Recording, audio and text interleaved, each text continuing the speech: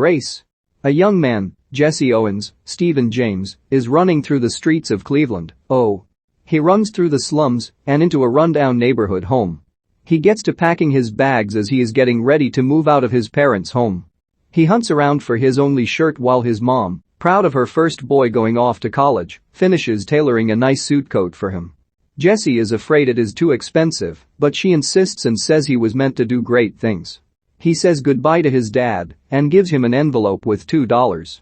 In a large college stadium, a track race is going on, and things aren't looking so great for Coach Larry Snyder, Jason Sudeikis. Ohio State loses the meet and radio commentators are wondering if Coach Snyder is concerned about his job because he hasn't had any national wins while at Ohio State. Larry goes to his office on campus, upset and cranky, and his secretary comes in with his day's appointments and files of fresh blood, all potential track stars, and Jesse Owens is among the files. Jesse's next stop, before getting on the bus to Ohio State, is to see his girlfriend, Ruth, Shanice Banton, and their little girl. Ruth works at a salon and Jesse's appearance warrants a stern look from her boss. Jesse says things are going to be better and he's going to come back and marry Ruth. Jesse's friend, Dave, Eli Gorey, also headed to Ohio State, tells Jesse to hurry and get on the bus. Jesse says goodbye and gets on the bus in the colored section, and they are off. At the school, Dave and Jesse are jogging on the track while Larry times him. After their workout, Dave and Jesse head to the locker room and are about to hit the shower when the football team walks in. They toss around racial slurs and force Dave and Jesse to let the football team shower first. Jesse, not wanting to get in trouble, accepts this as his lot, though Dave is upset. While they are waiting, a young man tells Jesse that Coach Larry wants to see him. Sweaty and gross and unable to shower, Jesse throws on his clothes and heads to Larry's office. At the office, Larry greets him, but Jesse won't look him in the eye. Jesse is also surprised when Larry invites him to sit in the chair opposite him. After some small talk about past victories, Coach Larry asks if Jesse can work and that he's got to work on his manners because he should be looking a man in the eye when he's talking to them. Jesse says he can work and his records should speak to that. Larry says records don't mean shit because some kid will come along and take those records away from you. Medals are what count. Jesse notices a picture of an Olympic team and asks if it is indeed. Larry says yes, it is the Olympic track team from Paris, 1924. But Larry wasn't there. He asks if Jesse will go to Berlin in 1936. Jesse wants to, and Coach says that he needs commitment. When not in class, Jesse is to be on the track. You belong to me. Out on the track, the coaches are watching the fresh blood and Coach Larry says Jesse is good. They time him on the 100-meter dash and, while his starting position is crap, he's fast, 9-something seconds. The coaches are impressed. In New York, the U.S. Olympic Committee is having a meeting. They are concerned about the rumors coming out of Germany and are debating whether or not to boycott the 1936 Games in Berlin.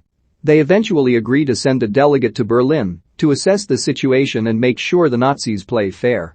They decide to send Avery Brundage, Jeremy Irons, who is somewhat reluctant but wants to move forward with the games and doesn't put a lot of stock into the rumors about the Germans and their Jewish problem and racial discrimination. Back at Ohio State, Jesse is training hard. In a letter back to Ruth, he talks about a job he found at a fill station and how hard it is to keep up with practice, work, and school, but he's doing it. He's sent $2 and talks about having applied for a marriage license.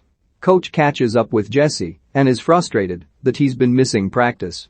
Jesse explains that he's got to work his job to take care of his baby girl. Larry is surprised at the news. You didn't tell me you had a daughter. You didn't ask.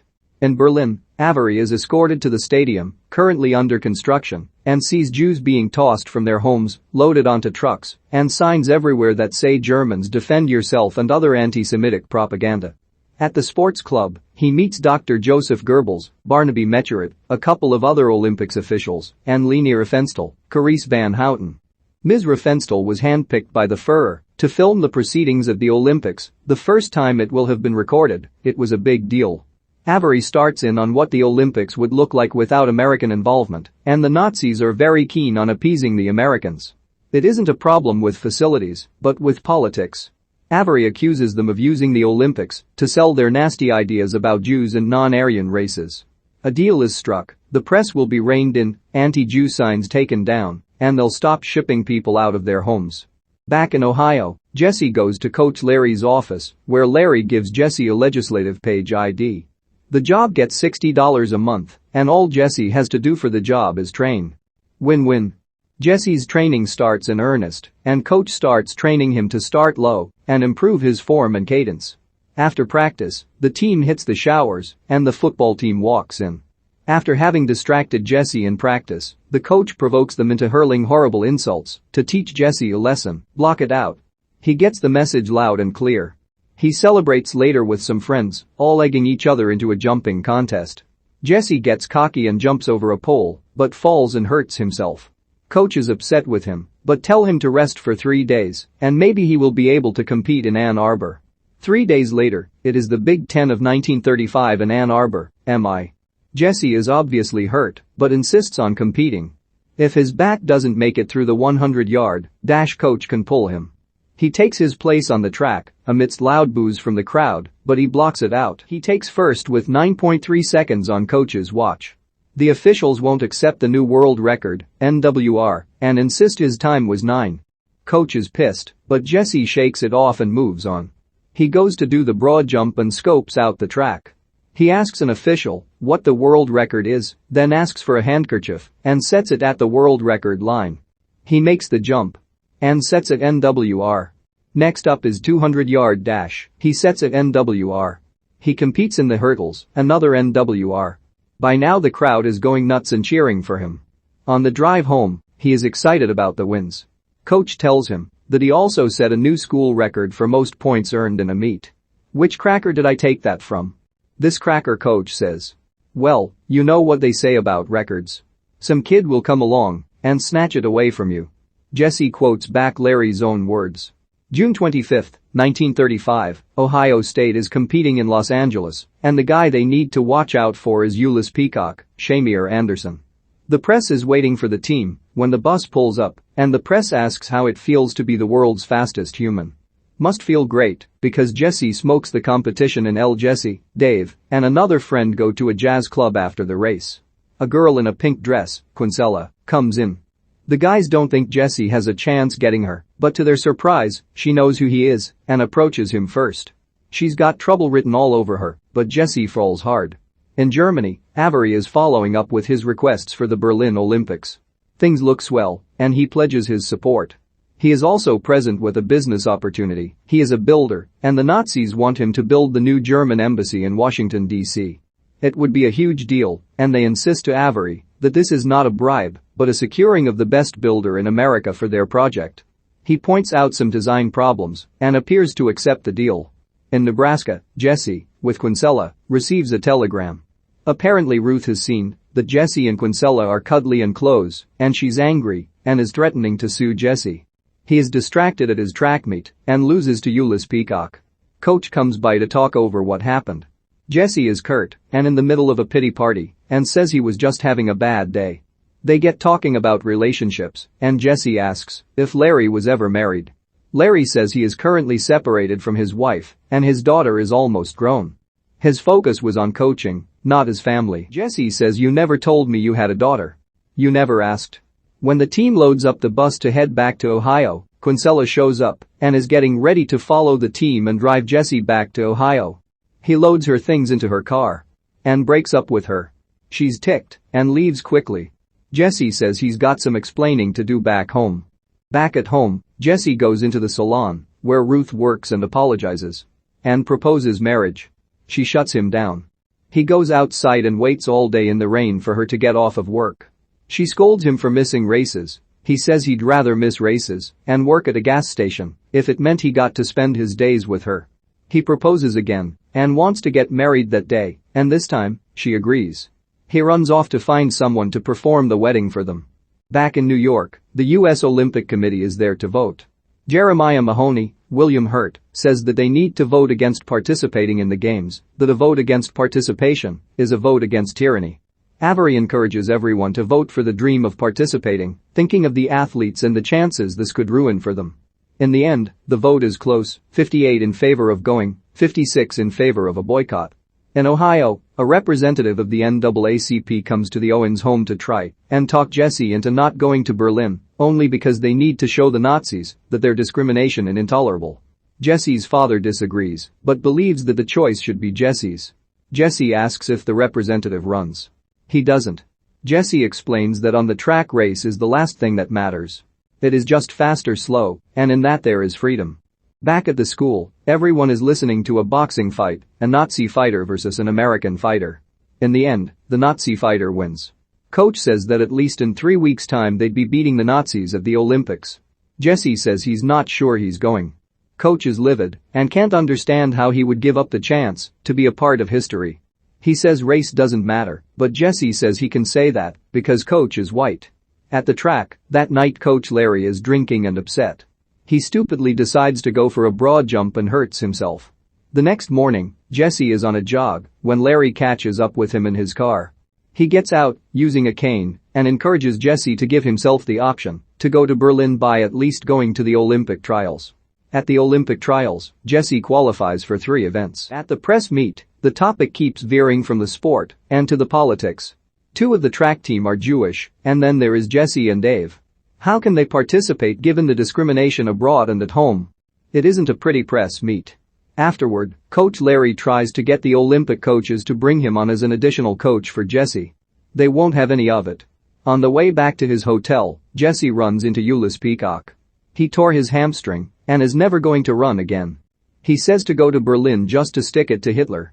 At the hotel, Jesse is having a hard time sleeping and wakes Ruth. He is worried that he will lose and then Hitler will be right. She tells him to stop thinking, he's not very good at it, and to just run. The next morning he packs up, gets a special locket to keep him focused on his girl, and he takes a small lock of his daughter's hair. On the boat he turns when Coach Larry starts talking to him. He's glad that Coach is there. When Larry goes to leave, Jesse stops him because he's headed in the wrong direction. Everyone is up there in first class. On my own dime? I'm in steerage with you and Dave. In Berlin, Ms. Riefenstahl is showing the Olympic Committee the beginnings of her promotional movie. She asks for no restrictions, she wants to film every event, and she needs 46 cameras. Dr. Goebbels reminds her that these are his games. She reminds him that this is her film. Without it no one would remember the games a year from then. The American team arrives in Berlin and are given the royal treatment. Marty and Sam wave their David stars in the faces of some of the Nazi security guards, and everyone is a little surprised when there are no colored dorms or tables. Everyone sits together. Dave suggests that the Nazis aren't so bad. Sam and Marty aren't so sure. Ms. Riefenstahl shows her finished film of the running of the torch, and Dr. Goebbels loves it. Ms. Riefenstahl is encouraged. Jesse and Dave set out to train and get ready for the games, but the US team coaches are awful and racist. Coach Larry catches up with Jesse later and asks, did you really tell Dean he's not fit to train fleas on a dog? He did. They are ambushed by the other coaches to try to settle the dispute. Dean insists on an apology. Jesse insists on Coach Larry, or he's not competing, hope they like singing the German national anthem. They relent, and Coach Larry is instigated as a coach. Larry says this is a twisted way to thank him. Medals would be better.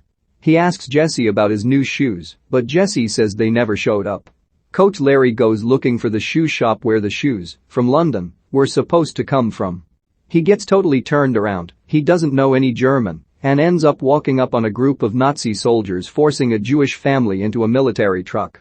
He's finally able to communicate to one of the soldiers that he's an American, has papers, is with the Olympic team, and is looking for a shoe place.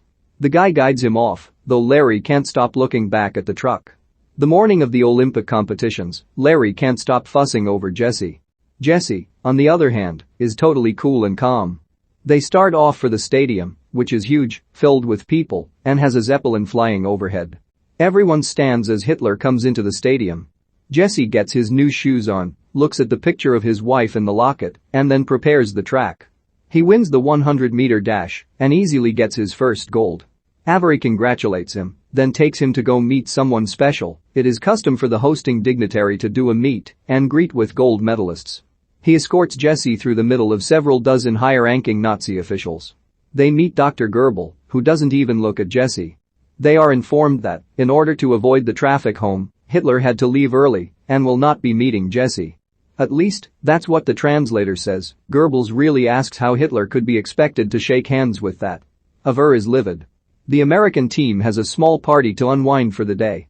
Jessie catches a glimpse of the famous broad jumper, Carla's Long, David Cross. He's the guy to beat in the broad jumping as he holds all of the records in Europe. Larry goes over the strict rules they have about broad jumping for these games, though Jessie seems a little distracted. At the qualifying event, the next day Luz easily qualifies. Jessie, up next, goes to scope out the track like he did in Ann Arbor, but gets fouled when he steps over the line trying to get a good look at the rack. It is counted at his first attempt. His second attempt is also red flagged when he doesn't jump at just the right moment. Luz, seeing this, grabs a towel and places it at the side of the jumping lane so Jessie will know where to jump from. Jessie qualifies on his third attempt. He catches up with Luz and thanks him for the help. In the end, the broad jump comes down to Luz and Jessie. Luz does well, per his normal, but then Jessie passes him with a distance of 7.74 meters. On his second jump, Luz makes it to 7.78 meters, a new European record. Jessie takes his second jump, 7.94 meters. Luz goes for his third attempt, but stumbles at the last second and fouls out of the last attempt. The game is in the bag for Jessie. He doesn't need the last attempt, but Luz insists he do his best. On his third jump, Jessie lands an 8.60-meter jump, a new Olympic record. After the medals are awarded and anthems played, Luz suggests they take the lap of honor together. This is career suicide for Luz, as he goes around the track arm in arm with Jessie.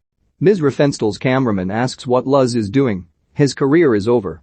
She says he's making her film. At the end of the day, Jessie gets beers and takes them to Luz's room. They sit and chat for a while. Jessie says Luz's girlfriend is pretty. Are there any ugly girls in Germany? Luz says yes, they just keep the ugly things hidden.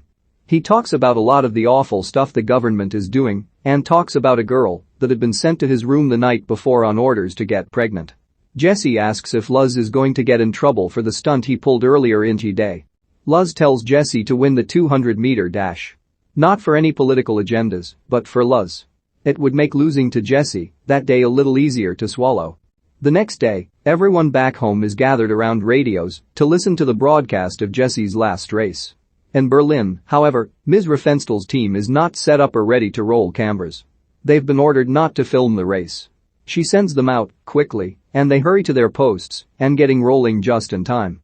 She goes to the big wig box with Dr. Giabel and Hitler and points a camera right at them, rather than at the race.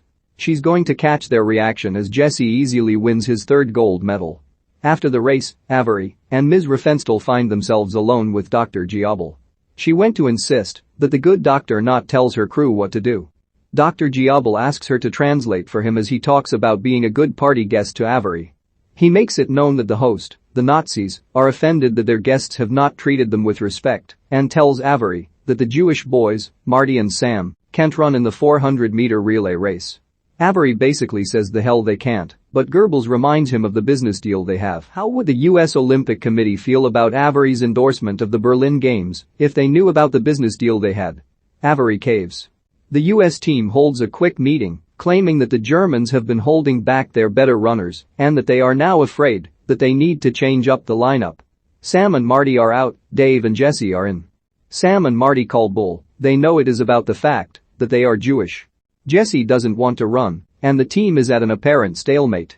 At the fencing arena, Coach Larry is sitting thinking when Jessie joins him. They get to talking, and Coach talks about flying airplanes. He says that what spectators like most is not the thrill of the takeoff and flight, but of the potential crash and the ensuing carnage. Turns out he crashed his plane before the '24 Olympics and woke up 3 weeks after the crash with a newspaper clipping about the gold medal winners. His dad called him some kind of idiot for blowing his chances at the Olympics. He gives Jessie the clipping and leaves. Jessie opens it and sees that across the news story is written next time. That evening Sam and Marty go to Jessie's room and tell him not to lose the relay race, giving him permission to run it. That next day, at the relay race, the team sets a new world record, 39.8 seconds. Hitler didn't even show up for the race. Jessie is packing up his room and his 4 gold medals, a big deal as it was something that had not been done in decades, when Coach Larry comes in. He looks one of the medals over and smiles, proud of Jessie.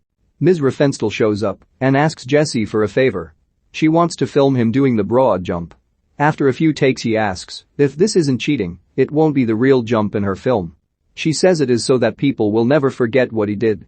Back home Coach Larry his secretary Peggy, and Jesse and Ruth Owens are going to a special, formal dinner held in Jesse's honor.